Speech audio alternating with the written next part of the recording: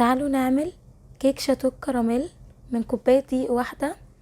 هنعمل كيكة طعمها حلو قوي، طريقتها سهلة جدا، لو حد دقها منكم مش هيبطلوا يطلبوها.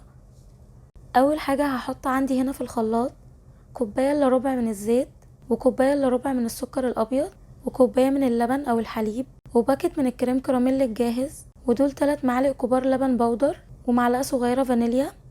بس كده، وهنمكس كل المكونات دي مع بعض كويس جدا. ده بيكون شكلها وقوامها بيكون تقيل كده.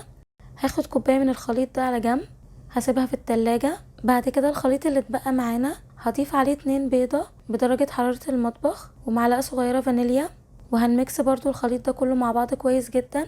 وهنزل بالخليط ده في بولة، وهضيف عليه كوباية من الدقيق، ورشة صغيرة من الملح، ومعلقة كبيرة من البيكنج باودر، وهقلب كويس بالمضرب اليدوي العادي خالص. وهنزل بالخليط ده في الصينية بتاعتي، انا دهنتها زيت بس ما حطيتش دقيق. هوزع كويس واخبطها كده تخرج اي هوا فيها، واكون مجهزه الفرن عندي على درجه حراره 180 على الرف اللي في النص. قعدت معايا حوالي من 20 ل 25 دقيقه، وطلعت معايا بالشكل ده.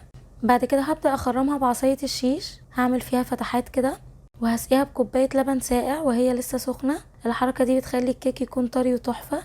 بعدين حطيت عليها صوص الكريم كراميل اللي عملناه وحطيناه في التلاجة، بوزعه عليها كويس، وبكيس الكراميل اللي بيكون معاها بوزعه عليها كده من على الوش، وبعمله خطوط كده، وبحطها تسقع في التلاجة وبقدمها. يا رب تعجبكم وبألف هنا.